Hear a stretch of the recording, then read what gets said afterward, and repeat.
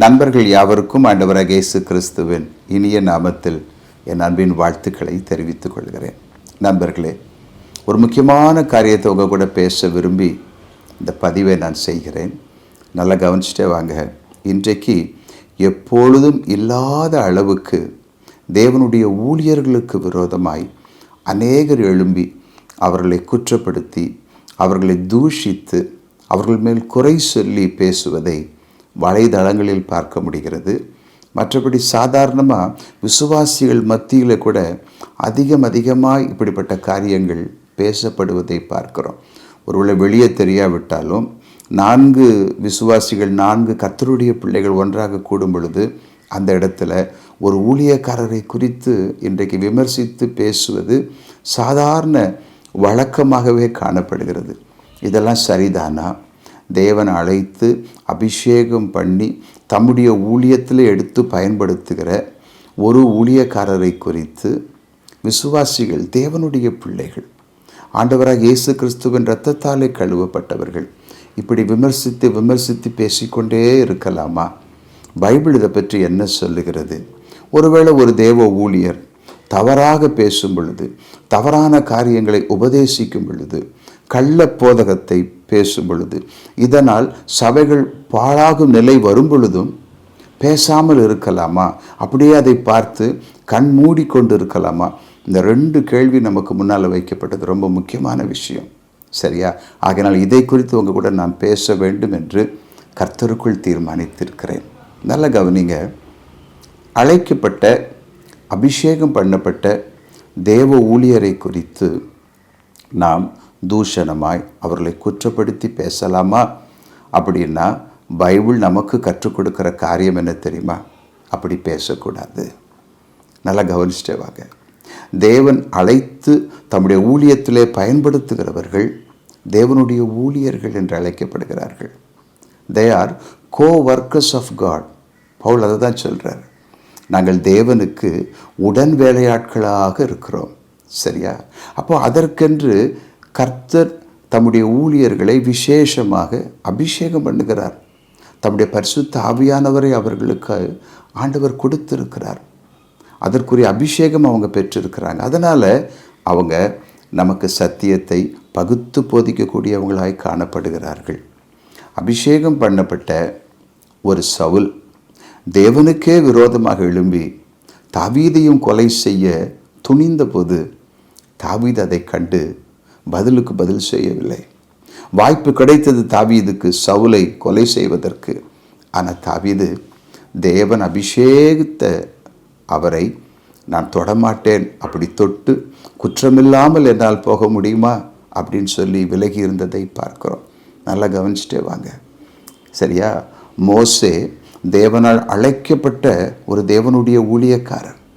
மோசையோடு கூட பிறந்த ஆரோன் ஆனாலும் சரி, அல்லது மிரியாம் ஆனாலும் சரி, அல்லது மோசே அழைத்து கொண்டு வந்த ஜனங்கள் ஆனாலும் சரி, மோசேக்கே விரோதமாய் எழும்பி பேசின பொழுது தேவன் அவர்களுக்கு விரோதமாய் எழும்பினதை பைபிளில் பார்க்க முடிகிறது. ஏன் தெரியுமா? அபிஷேகம், அழைப்பு தேவனால் உண்டாயிருக்கிறது.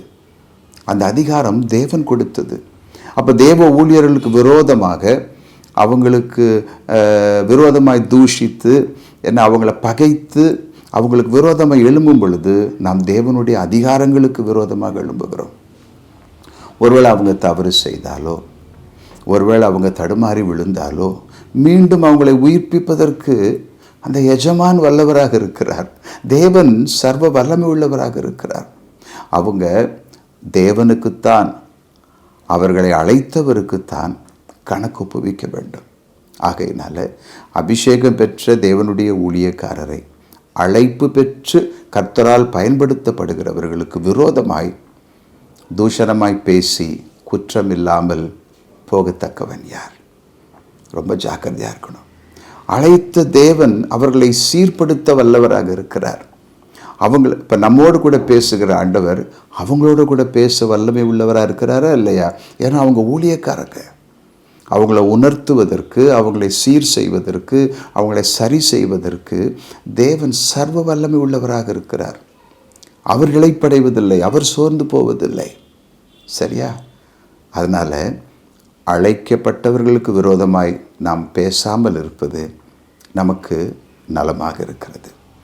இரண்டாவது ஒரு முக்கியமான காரியம், ஒருவேளை தேவனுடைய சத்தியத்துக்கு விரோதமாய் எழும்பி தங்களை ஊழியர் என்று சொல்லி ஒரு கூட்டம் கர்த்தருடைய ஊழியத்தை நாங்கள் செய்கிறோன்னு சொல்கிற பட்சத்தில் அவங்களுடைய உபதேசங்கள், அவங்க சொல்லக்கூடியதான என்ன கள்ள போதகங்கள் சபைக்கு விரோதமாய் வரும் பட்சத்தில், சபையை அது பாழாக்கும் பட்சத்தில், தேவனுடைய பிள்ளைகளை அவங்க விசுவாசத்தை விட்டு தெய்வ பயத்தை விட்டு அது வலிவு செய்யக்கூடும் என்கிற அந்த சூழ்நிலையில் நிச்சயமாகவே அழைக்கப்பட்ட ஒரு தேவ ஊழியக்காரன் அதற்கு விரோதமாய், அவர்களுக்கு விரோதமாய் எழும்பி ஜனங்களுக்கு, கர்த்தருடைய பிள்ளைகளுக்கு அவர்களை அடையாளம் காட்ட வேண்டியது அவசியமாக இருக்கிறது. நல்லா கவனிச்சுட்டு வாங்க. இதில் பெயரை சொல்லலாமா, அவங்க பெயரை சொல்லக்கூடாதா, இப்படிப்பட்டதான டிஃப்ரென்ஸ் எல்லாம் ஒன்றுமே கிடையாது. அவங்க தவறு செய்கிற பட்சத்தில், அவங்க கள்ள உபதேசம் செய்கிற பட்சத்தில் அவங்க மூலமாக ஜனங்கள் பாதிக்கப்படுவாங்க, அவங்க மூலமாக ஜனங்கள் கர்த்தருடைய உண்மையை விட்டு விலகி போயிடுவாங்கன்னு ஒரு உண்மையுள்ள ஒரு தேவ ஊழியர் உணர்வாரையானால் நிச்சயமாகவே அவர்கள் பேரை முதற்கொண்டு குறிப்பிட்டு ஜனங்களுக்கு அவர்களை குறித்து எச்சரிக்க வேண்டியது ரொம்ப அவசியமாக இருக்குது. அப்போ இதுக்கு பைபிளில் ரெஃபரன்ஸ் இருக்கா அப்படின்னா நிச்சயமாக இருக்குது. பவுல் தீமோத்தேயுக்கு எழுதின தம்முடைய 2ஆம் நிருபத்தில் அந்த 2ஆம் அதிகாரத்தில் ரொம்ப அழகாக எழுதியிருப்பார். இமேனேயும் பிலேத்தும் பேரை மென்ஷன் பண்ணுவார். இவங்க 2 பேருடைய உபதேசமும் பொல்லாத உபதேசம், தவறான உபதேசம், கள்ள உபதேசம் அப்படின்னா பொய்யான உபதேசம். இந்த உபதேசம் ஜனங்களை தீட்டுப்படுத்தி விடும், ஜனங்களுடைய விசுவாசத்தை குலைத்து விடும். அவங்க உபதேசத்தை குறித்து பவுல் சொல்லும்போது ரொம்ப அழகாக சொல்லுவார். அது அரிப்பிளவை போல படருமா அப்படின்னா like cancer it spreads or like a gangrene அப்படி தான் போட்டிருக்கு. சில பைபிளில் கேங்க்ரீன்னு போட்டிருக்கு, சில பைபிளில் சில மொழிபெயர்ப்புகளில் கேன்சர்னு போட்டிருக்கு. கேங்க்ரீன் ஆனாலும் சரி, கேன்சர் ஆனாலும் சரி, அது மெல்ல மெல்ல மெல்ல மெல்ல சரீரத்தை அழித்து கொண்டே வரும். சரியா? அப்படித்தான் இவர்களுடைய உபதேசங்கள் சபையை மெல்ல மெல்ல அழித்து கொண்டு வரும். இன்றைக்கு அப்படிப்பட்ட அநேகர் எழும்பி இருக்கிறாங்க.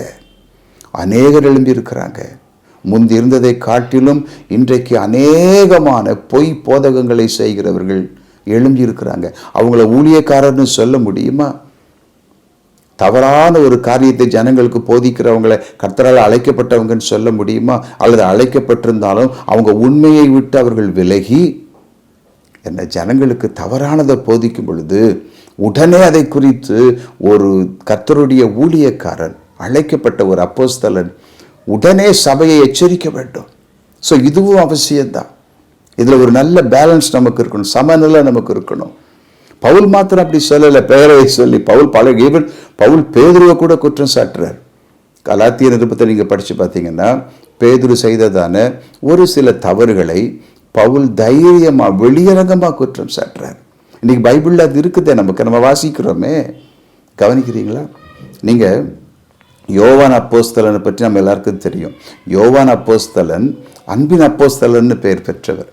அவர் யாரையுமே தூஷணமாக பேசுனதில்லை, எல்லாருக்கும் அன்பாக இருக்கணும்னு தான் அவர் கற்றுக் கொடுத்துருக்கிறாரு இல்லையா? அன்பாருங்க, அன்பில்லாதவன் தேவனை அறியான். ஆனால் தவறான உபதேசங்களை கொண்டு வருகிறவர்களை, கிறிஸ்து இயேசுவின் உபதேசங்கள் அல்லாத உபதேசங்களை கொண்டு வருகிறவர்களை நாம் வாழ்த்தவும் கூடாதுன்னு சொல்றது யார் தெரியுமா?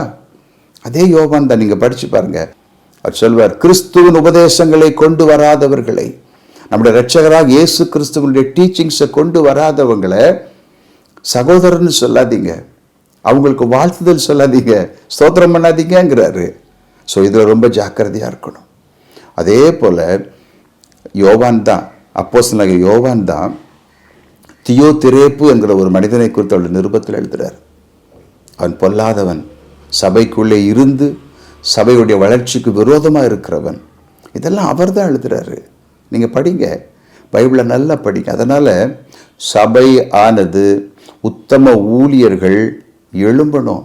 எப்பொழுது சபைக்கு விரோதமாய் கள்ளத்தனமான போதகர்கள் வரும் பொழுது, சபையை பாழாக்கும்படிக்கு தைரியமா துணிகரமா தவறான காரியங்களை பேசும் பொழுது, இவர்கள் இப்படி பேசுவது தவறு, இவர்கள் இப்படி பேசுவது வேதத்துக்கு புறம்பானது, சத்தியத்துக்கு புறம்பானதுன்னு சொல்லி வைராக்கியம் உள்ள தேவ ஊழியர்கள் பேசித்தான் ஆக வேண்டும். அந்த நேரத்தில் அவங்க பெயரை சொல்லக்கூடாதுங்க, அது மேனஸ் இல்லைங்கலாம் சொல்ல முடியாது, சொல்லக்கூடாது.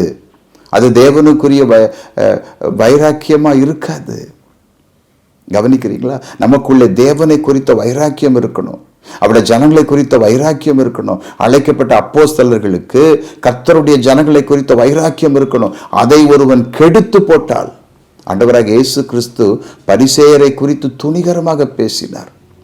அவங்க செய்ததான அத்தனை தவறுகளையும் தோல் உரித்து ஜனங்களுக்கு காண்பித்தார், தம்முடைய சீஷர்களுக்கு காண்பித்தார். சீஷர் சொல்றாங்க, இதை நிமித்தம் அவங்க இடறி போயிடுவாங்களேன்னு சொல்லும் பொழுது கர்த்தர் சொல்றாங்க, என் பிதா நடாத நாற்றெல்லாம் வேரோடு பிடுங்கப்படும். யாரை பற்றி சொன்னார்?